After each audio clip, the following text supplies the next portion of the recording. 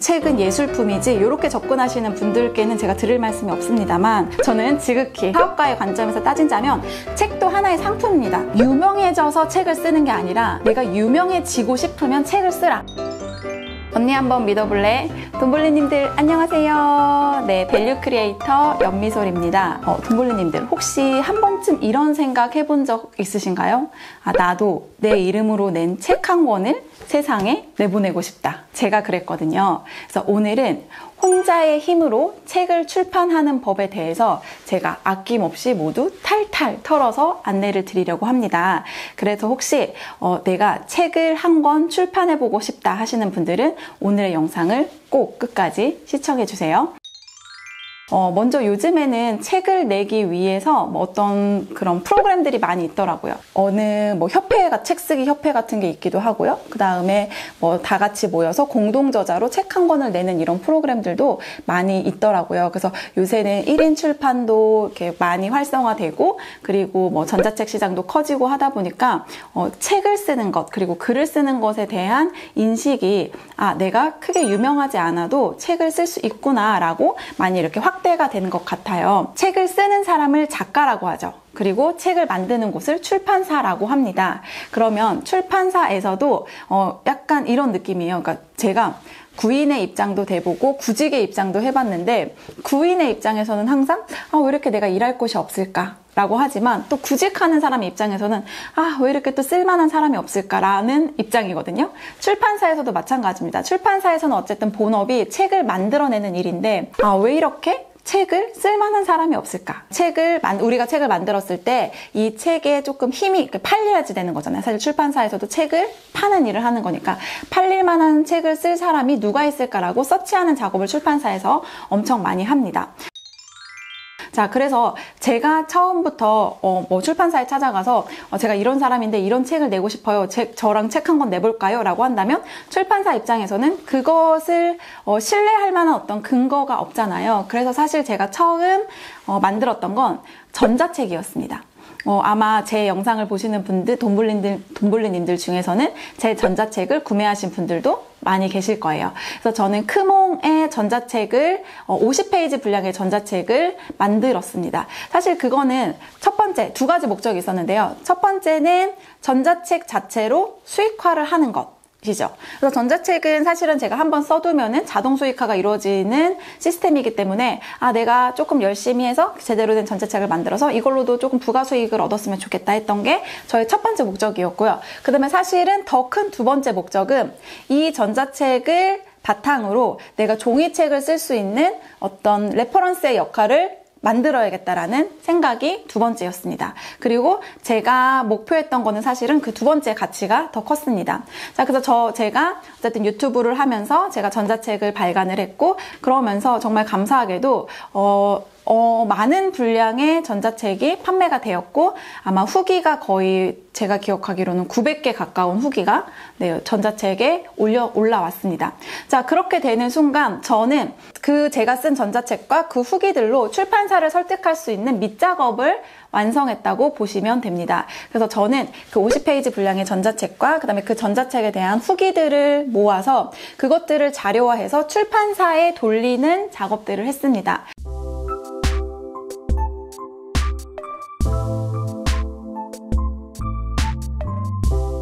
자, 우리가 물건을 판매할 때도 각 주력 카테고리가 정해져 있잖아요. 그래서 출판사 같은 경우에도 그 출판사가 주력으로 출판을 하는 카테고리들이 사실은 분류가 되어 있는데, 근데 요즘 추세는 출판사도 약간 그런 경계들이 많이 허물어지는 것 같긴 합니다. 근데 어쨌든 경제서면 경제서, 에세이면 에세이북, 소설이면 소설, 이렇게 조금 분류된 이렇게 성격을 가지고 있는 경향이 강합니다. 왜냐하면 각각의 책별로 마케팅 방식이나 아니면은 프로모션 방식이 다르기 때문에 아마 그런 분야에 특화되어 있기 때문에 요 가지들도 조금 달라지는 것 같긴 한데요. 그래서 저는 우선은 경제서들을 서점에 가서 보고 그 경제서적들을 출판한 출판 리스트들을 취합을 하기 시작했습니다. 사실 이 작업은 제가 했다기보다는 남 PD가 했는데요. 그래서 남 PD가 그 중에서 한 출판사 리스트를 전체 200개 정도 뽑았고, 그다음에 그 중에서도 경제서에 조금 더 포커싱에 맞춰져 있는 출판사를 한 20개로 추렸습니다. 그래서 처음에는 사실은 200개에 다 뿌릴 각오로 저는 시작을 했습니다. 그래서 처음에는 그 경제서 위주의 조금 안정적인 출판사들을 기준으로 제가 20군데에 그 제 전자책과 함께 제가 앞으로 여기서 더 발전시켜서 어떤 책을 쓰고 싶은지, 그리고 이 전자책에 대한 후기와 그다음에 사람들의 어떤 만족도가 어느 정도인지를 제가 이제 돌리기 시작했습니다. 그러니까 영업을 시작한 거죠. 그래서 여러분, 이런 말이 있어요. 유명해져서 책을 쓰는 게 아니라 내가 유명해지고 싶으면 책을 쓰라 라는 말이 있습니다. 그러니까 대부분들 내가 정말 유명해져서 출판사에서 컨택이 들어오면, 아니면 어떤 출판 의뢰가 들어오면 나는 그때 책을 써야지 라는 마음을 가지고 내가 우선 유명해지는 데에 포커스를 맞추시는 분들도 많이 계실 거예요. 그런데 오히려 우리는 역으로, 역발상으로 가면 오히려 더 쉽게 갈 수 있습니다. 저 역시 책 한 권 내는 게 저의 버킷리스트 중 하나였고, 그 다음에 저는 인스타그램 마케팅을 하고 있다 보니 인스타그램과 관련된 책을 한 권 내면은 제 어떤 롤이 조금 더 단단해질 거라는 생각을 하고 있었습니다. 그래서 제가 먼저 출판사들에게 이제 영업을 하기 시작한 겁니다. 나는 이런 사람이고 이런 책을 쓸 수 있고, 그다음에 여기에 대한 수요는 이렇고 사람들의 반응은 이렇다. 그렇다 보니 출판사 입장에서도 그냥 아무것도 없는 사람의 어떤 그 출간 기획서만 보고 출판을 계약을 하는 것보다는 어떤 이런 뚜렷한 자료가 있으니까 조금 더 저를 결정하기가, 이 사람을 우리 출판사의 작가로 모셔도 되겠다라고 결정하기가 조금 쉬워졌던 거예요. 그래서 제가 20군데의 연락처를 돌렸고, 그리고 그 중에서 사실은 8군데로부터 출판을 하자는 연락을 받았습니다. 저는 그 분들 중에서도 조금 더 적극적이고, 그 다음에 조금 그 욕심이 있으신 분들, 그런 게 보이는 분들을 대상으로 3군데와 직접 미팅을 진행을 했습니다.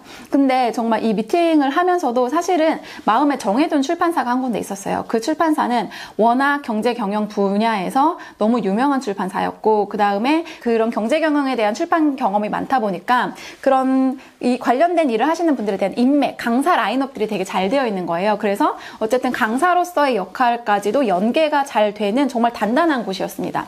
근데 우선 저는 결론적으로는 그곳을 선택하지 않았고, 해지원이라는 약간 경제경영으로는 사실은 조금 이제 시작하는 단계인 이 출판사를 선택을 했습니다. 그 이유는 저는 한 가지였어요. 뭐냐면 사실 이 일이라는 게 사람 대 사람으로 진행을 하는 거잖아요.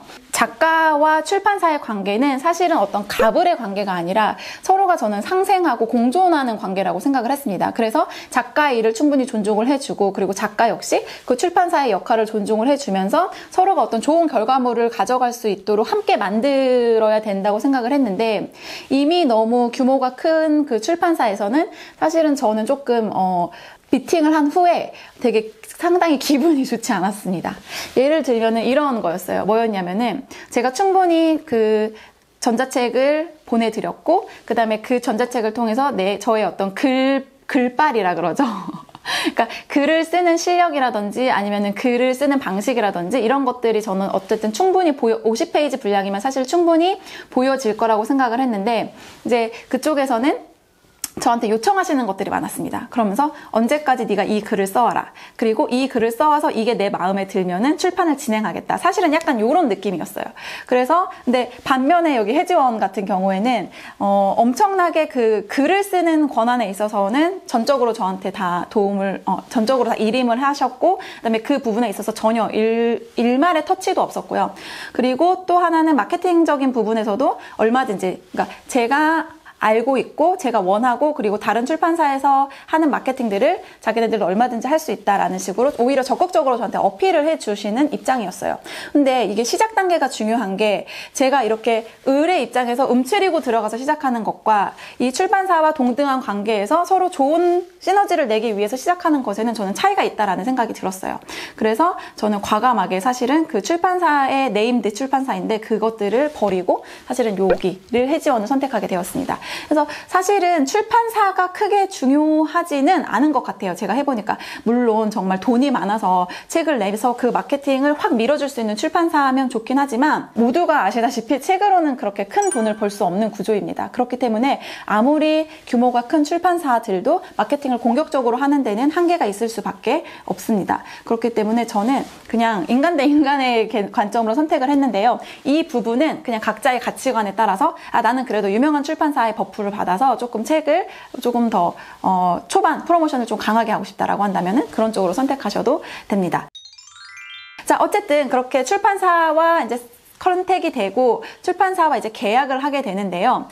계약 방식에도 여러 가지가 있습니다. 우선은 출판사들은 책을 계약을 하게 되면은 이 책을 한 권, 두 권 이렇게 납권으로 뽑진 않잖아요. 기본적으로 책을 뽑는 수량이 몇천 권 단위가 됩니다. 요즘에는 일반적으로 2,000권을 기본으로 초판 인쇄를 하는데요. 초판 인쇄를 하는데 요새 워낙 출판 시장의 규모가 작다 보니까 이제 1,000부를 인쇄하시는 분들도 많이 있습니다. 대부분의 출판사들은 이 분기별로 책의 판매 그 권수에 따라서 작가에게 어떤 수수료를 지급을 합니다. 근데 이 인쇄라는 거는 출판사 계약마다 다 다르지만 기본적으로는 10% 내외라고 보시면 됩니다. 그래서 만약에 이 책 한 권의 가격이 15,000원이면은 한 권이 팔릴 때마다 10% 기준으로 했을 때 1,500원이 책정이 돼서 그다음에 분기별로 정산이 되는 것입니다. 작가 입장에서는 유통까지의 과정을 잘 모르기 때문에 이게 몇 권이 팔렸는지는 사실은 출판사를 통하지 않으면 정확히 알 수 없는 구조긴 합니다. 그래서 그 부분에 대한 체크를 한번 해보시면 좋습니다. 그래서 이런 정산과 그다음에 이 판매 부수에 대한 확인이 어떻게 이루어지는지를 한번 여쭤보시면 그런 부분을 사전에 조금 차단하실 수 있을 것 같습니다. 그리고 또 이런 경우들도 있습니다. 뭐냐면 분기별로 인세를 지급하는 게 아니라 그러니까 책을 찍어내면은 그 찍어낸 가격, 찍어낸 부수대로 우선 일괄 지급해주는 출판사들도 있습니다.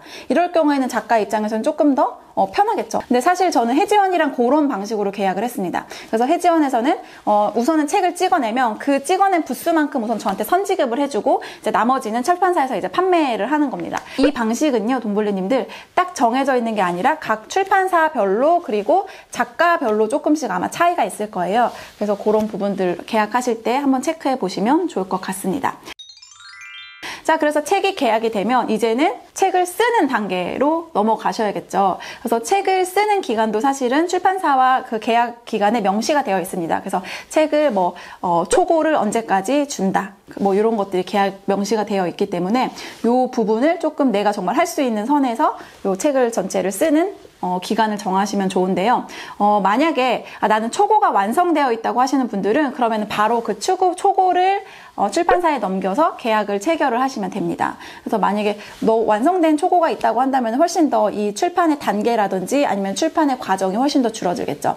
그래서 책을 쓰고 싶으신 분들은 그렇게 미리미리 한번 써두시는 것도 저는 좋을 것 같습니다. 자, 그래서 저는 사실은 책을 쓰는 시간은 저는 3개월로 잡았었어요. 그래서 왜냐면 이게 시간이 길어진다고 사실은 퀄리티가 높아지는 것도 아니고 그리고 글의 질이 더 좋아지는 것도 전 아니라고 생각을 하거든요. 그래서 오히려 집중해서 3개월 동안 쓰자라고 해서 저는 3개월 동안의 책을 이제 제가 처음에 가지고 있던 그 전자책의 어떤 그런 것들을 뼈대 삼아서 이제 거기에 살을 붙이고 그다음에 그것들을 더 풍성하게 만드는 작업을 해서 이렇게 책 한 권을 만들게 되었습니다. 그래서 책을 초고를 저는 사실은 출판사에 보내면 책이 나오는 거는 정말 금방일 줄 알았어요. 근데 그 후로도 이제 교정 작업 그리고 어떤 구성에서의 어떤 이런 교정도 필요하고 그 다음에 맞춤법이나 아니면 띄어쓰기에 대한 교정하는 작업이 3차례에 걸쳐서 이루어집니다. 그래서 1차 교정, 2차 교정, 3차 교정까지 저는 진행을 했었고요. 그리고 그게 완성이 되는 시점에서 이제 디자인 작업이 시작이 됩니다. 그래서 저는 사실은 디자인적인 부분에서 되게 많이 관여를 한 스타일이에요.